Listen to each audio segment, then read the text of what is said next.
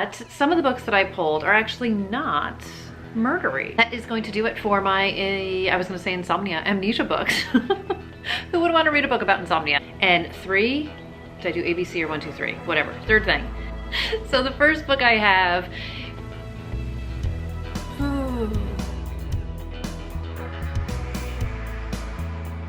Hi everybody, it's Audrey and welcome back to Chapter and Converse. Today's video is going to be another dive down the tropes I love rabbit hole.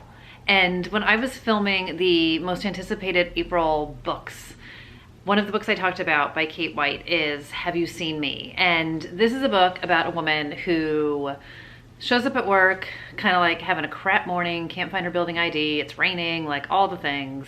And she like gets to the office and is looking for her assistant, and her boss comes up to her and he's kind of like, hey, Allie, what are you doing here? You haven't worked here in 5 years.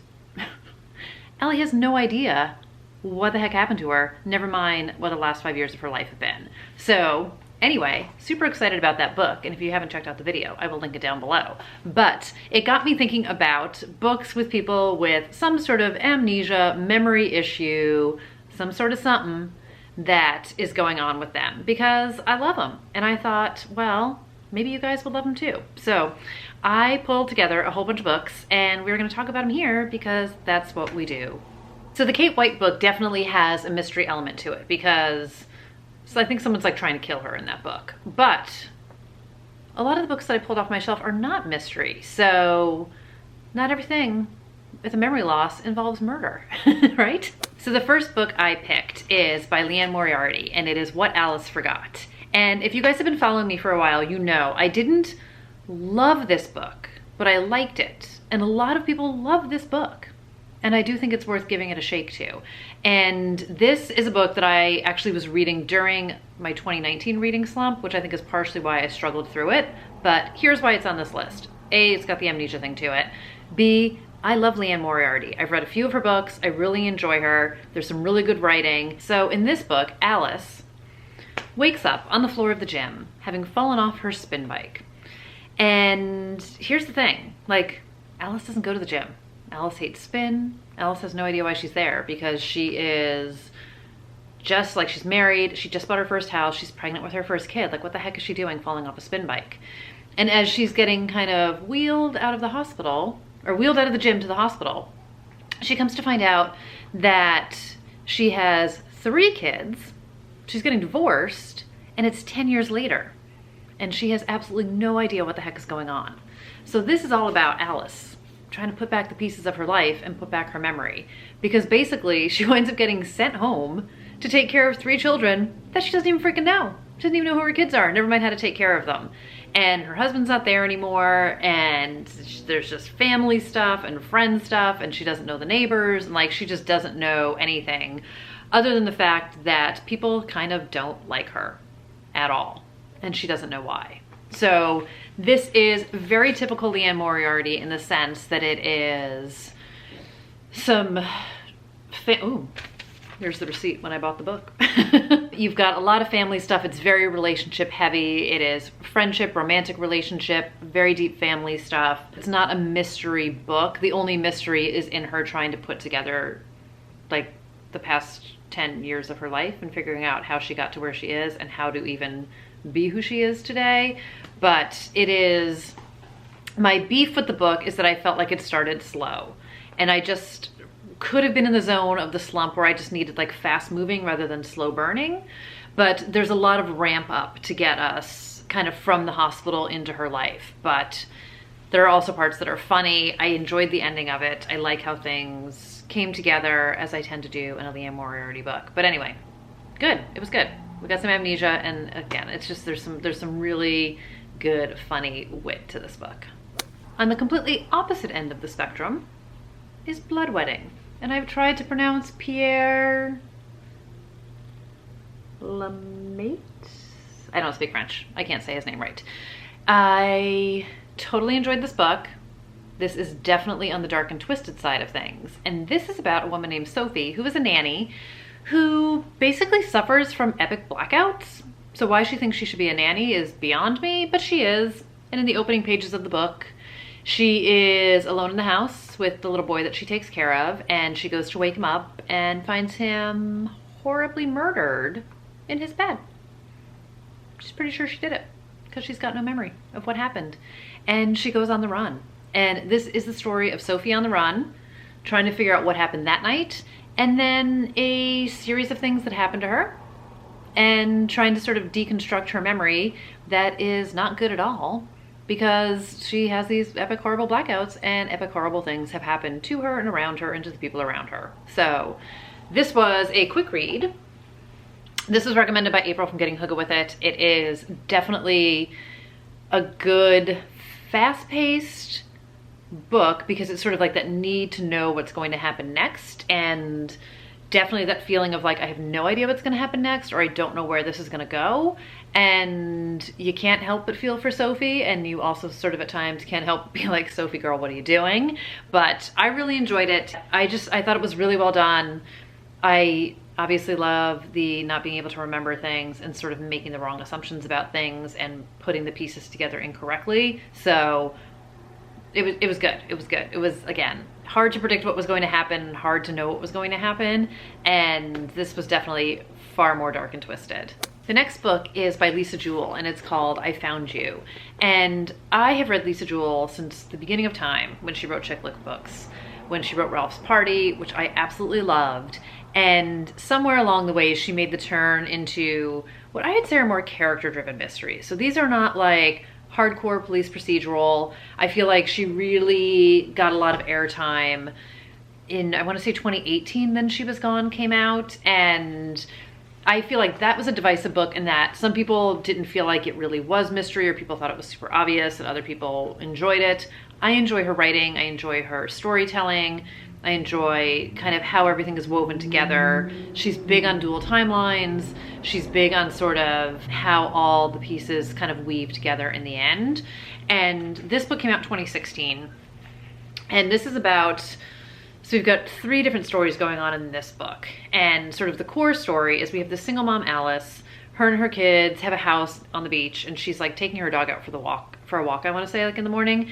And she finds a man sitting on the beach who is basically like wet, cold, sitting there. He has no idea who he is. He doesn't know how he got there. He doesn't know why he's there. He's got like no wallet. He's got nothing with him. And sort of for better or worse, she kind of takes pity on him and invites him into her house and is trying to help him figure out kind of like what the heck is going on. And at the same time, we have a woman, and she wakes up one morning and her husband is missing. And she goes to the police for their help, and they kind of are like, hey, this guy that you say you're married to, like, isn't a person. Like, he doesn't exist. I don't know who you think you married, but they're basically like, she kind of got catfished because, like, this guy doesn't even exist. And then we have a story that I want to say is like 20 years in the past, 23 years earlier, about 2 teenagers, Gray and Kirsty. They are on holiday with their parents, and Kirsty winds up meeting this man who kind of takes a shining to her, and her brother doesn't take a shining back and is just sort of suspicious of him. And we watch all 3 stories kind of play out, trying to figure out what's what. But one of our core stories, we've got a big memory gap with our friend. I don't even know if he has a name. I feel like she winds up giving him a name at some point, but it doesn't say on the back. But I really enjoyed this. Again, I love her writing. It's a slow burn. It is some family drama. I thought it was really well done, and I very much enjoyed it, and I'm a big fan of Lisa Jewell's. If you are looking for something way, way darker, I'm gonna recommend In a Dark, Dark Wood by Ruth Ware. And this is her first book. I loved it, 100%. I have read all of her books. This, I think, is still my favorite. I read it not long after it came out, and I think it's great. I do. A lot of people don't like this one. I totally like this one. Just suspend the disbelief on the premise of the book and just roll with it. And the premise of the book is there's a group of friends who get together for a hen party bachelorette weekend. The hitch is that our main character, Lee, her name is Leonora. Some people call her Lee, some people call her Nora. And the girl who's getting married, whose name I don't see, but who cares, are basically like hardcore frenemies. And they haven't talked in years, but Lee/Nora gets invited anyway, and another friend of theirs basically peer pressures her into going. And yes, I know, like, why would you go to the bachelorette party of a girl you don't even like? You just do because it's the book. So she goes. And 48 hours later, Lee wakes up in a hospital bed with no memory of what happened, but there is a cop outside her room. She does know that somebody's dead. And I love this line. It is, wondering not what happened, but what have I done? Nora tries to piece together the events of the past weekend. So we have dual timelines. You've got secrets, you've got drinking, you've got old friends, you've got some new friends, you've got a lot of mystery. It is fast-paced. It is, what can I say without ruining it? This is a book you need to go into very blind. I'm afraid I'm going to ruin too many things. I really liked it. I thought this was a great debut. I thought it was a great story about friends and jealousy and competition and just sort of, again, messed up people doing messed up things and the lengths that people will go to. But I really liked it. And again, amnesia, poor Nora. Shouldn't have gone on the Bachelorette weekend, but she did. Talk about regret. The next book I have is a total palate cleanser, and it's a Clean Slate by Laura Caldwell. Now, this book came out in 2003, so it's a little bit harder to find, but I would find it if you can. She wrote more sort of in the women's fiction chick lit vein for a while. Then she started to go into some mysteries, and I really enjoyed them. Her books, I want to say, are all maybe set in Chicago, but this book is similar to the Kate White book in the sense that our main character in this book, Kelly, kind of wakes up, going about her business, you know, getting her day started. She goes to the dry cleaner to pick up her stuff, and the guy's like, well, here's your stuff, but hey, Kel, we have had your clothes for 5 months. And she's like, what do you mean I dropped it off the other day? So Kelly has lost the last 5 months of her life, and she was on track to be partner, got laid off. She was engaged, fiance dumped her. She has no idea what happened. She has no idea what this thing like called her life now is. And she's trying to put together all of the pieces to figure out A, how to survive now, and B, what the heck happened. And I really, really enjoy Laura Caldwell's writing. This is another case of, it is very much about starting over. There were a lot of books in that vein at that time. Till this day, those types of books are hugely appealing to me. I love a story of a second chance. I love a story of wiping the slate clean. I enjoy her writing. I enjoy her characters. I thought it was really well done. I've read this book multiple times. It never stops being good to me. And I think it's definitely worth finding, definitely worth reading. I have some other Laura Caldwell books on my shelf that I haven't read yet, and I also have devoured a whole bunch of hers. So she's another writer I never hear anybody talk about. And I don't think she's written anything in a while. She did some nonfiction books for a while. She used to be an attorney herself, I want to say. She was a law professor, and I think she started to go down a nonfiction sort of law path at some stage of the game, but her books are definitely worth finding and reading, and this is one I would highly recommend. I think this list would be remiss without including Sometimes I Lie by Alice Feeney.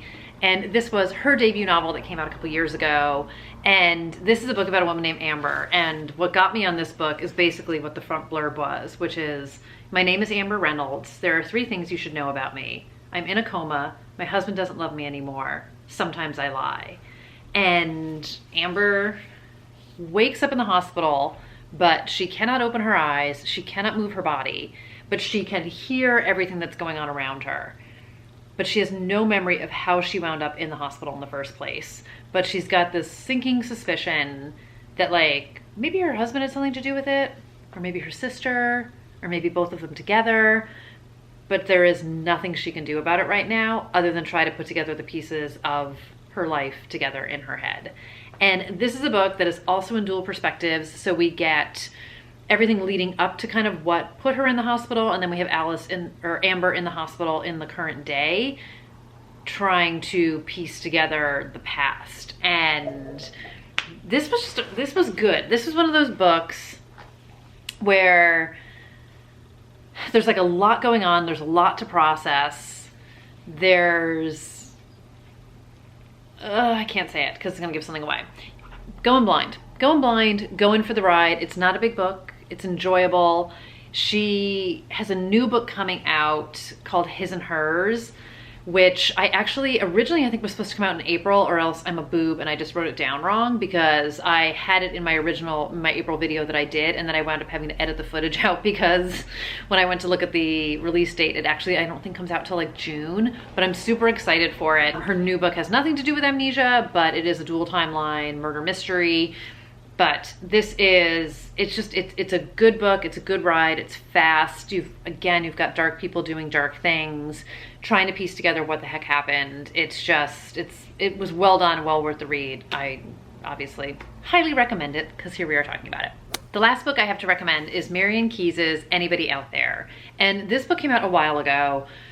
Marian Keyes does a beautiful job of writing smart, funny, witty stories that also explore darker, more complicated, very real sides of life, whether it is divorce or death or addiction.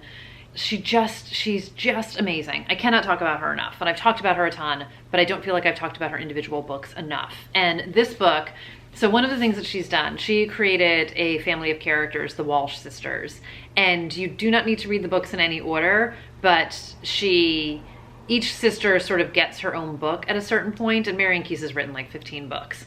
And this is one of the Walsh sister books. So not all of her books involve those sisters, but when it does, kind of all the other characters are either like in the background or mentioned, and then Mammy Walsh always plays like a big role in it, which is great. But in this one, so this is about Anna. And Anna lives in New York. She is a PR exec. She's married to the perfect husband, the love of her life, like just everything is absolutely perfect. And then she wakes up at her mom's house in Ireland with no memory of kind of what happened. And it says she has stitches in her face, a dislocated knee, and completely smashed up hands.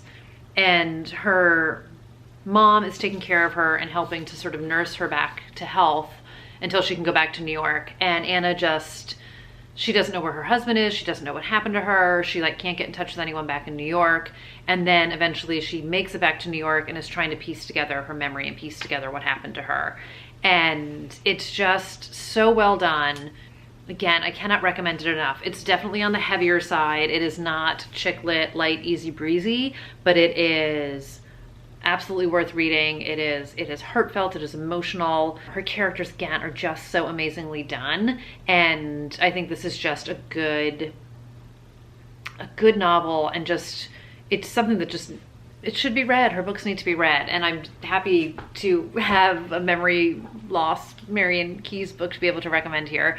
But I do think it was really well done. I have not read her books. I've talked about this in a little while, and I need to get back into them because I am such a fan. But if you haven't checked her out, totally do. Again, not a series you need to read in any sort of order. She just has characters who make cameos in different books is the only thing. But all standalones, and it's totally worth reading. And then I also wanted to give a shout out to a book that I have not read yet, but I have on my shelf, and it is Nevada Barr's What Rose Forgot. And I actually got this is an art copy. I got this when I was at Thriller Fest last summer, and I haven't read it yet. But this is about a woman named Rose who wakes up in a nursing home with no memory of how she got there. And it says, what she forgot is frightening, what she remembers is deadly. So she is trying to figure out what happened and how to get out of this nursing home. And she winds up getting help from her sister, a reclusive computer hacker, and her 13-year-old granddaughter, Mel. And they try to piece together what happened. And it says, but someone out there seems determined to kill Rose, and they're holding all the cards. So I have not read any Nevada Barr, but I actually came across this online when I was looking at something else, and somebody else was raving about it. And I was like, I'm pretty sure I have that book. And now I'm like, I probably need to read this because it's got all the things that I love in it. And I'm super curious now that I picked it up. It's another fun thing about doing these videos is you rediscover what you've got that you haven't read yet. So I did want to throw this one out there just in case people were not interested in any of the other books. And this is one I have, though I can't wholly recommend it just yet, but I've got it on my shelf, so I thought it was worth putting up here for a second. So there you have it, a whole bunch of memory issue-ish type of books. But let me know if you guys have read any of them. Thoughts, feelings, other recommendations of amnesia-ish type of books that I should be reading. And we will keep on doing the trope thing. If this is something you guys like, definitely give this video a thumbs up.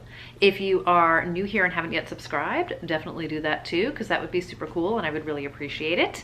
But thank you guys for hanging out today, spending a little bit of your time. Again, wishing everybody really well. Thanks for your time today, and I will see you guys in the next video. Bye, everybody.